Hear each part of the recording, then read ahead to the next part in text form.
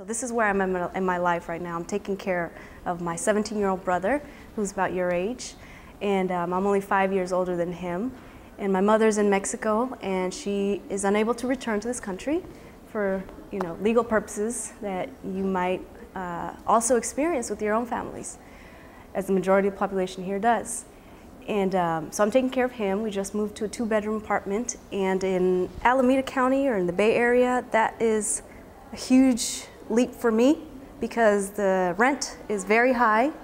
But this is the thing, I can handle it.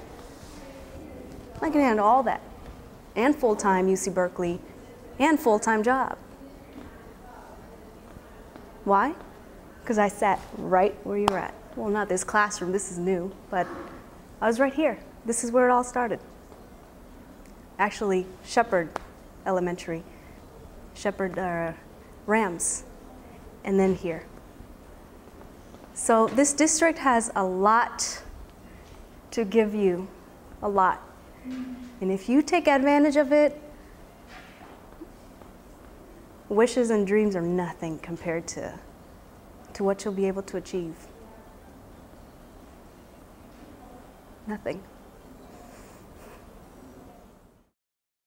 Berkeley is known as one of the premier schools of social justice. I'm sorry, who asked that question back there? Yeah. And that's what I was really all about. I saw Berkeley as an extension of Roseland, really.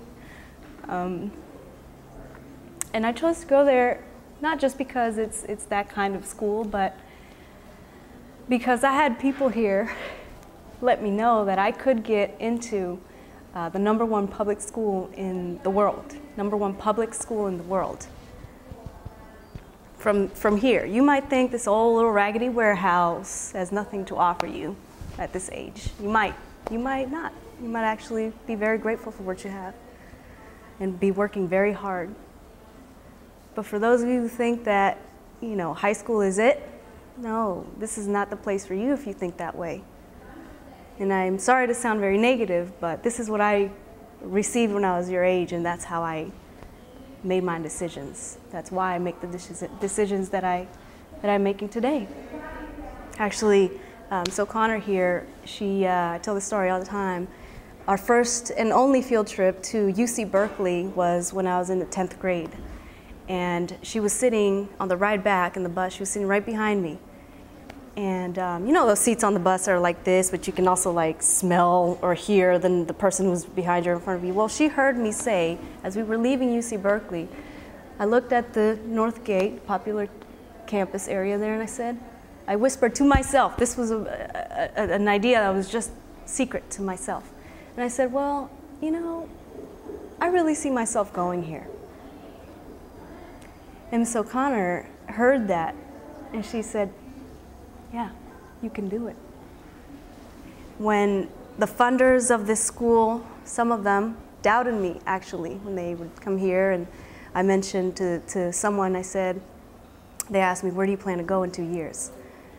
I said, UC Berkeley.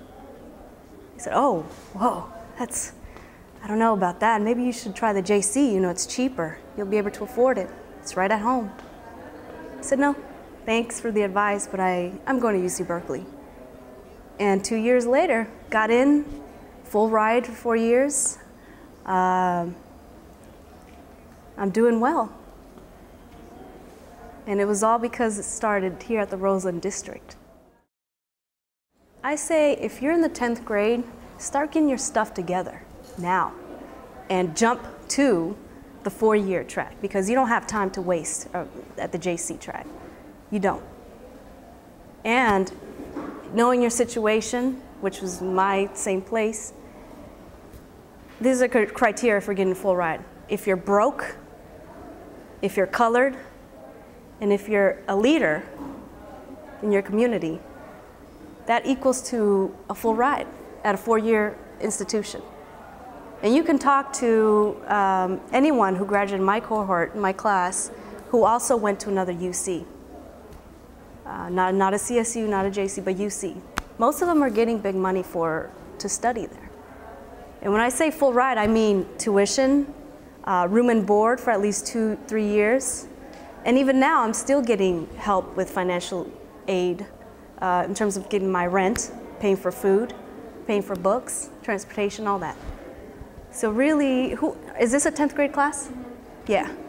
Colleges look at 9th, 10th, 11th, 12th, right here. These two.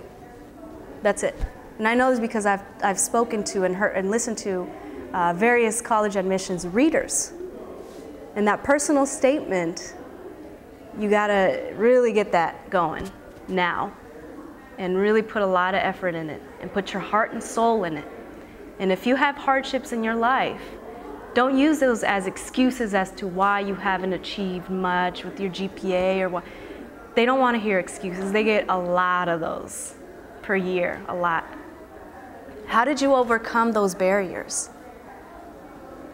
Who did you access? See, very proactive language rather than this happened to me and this is why I got this GPA, but let me in.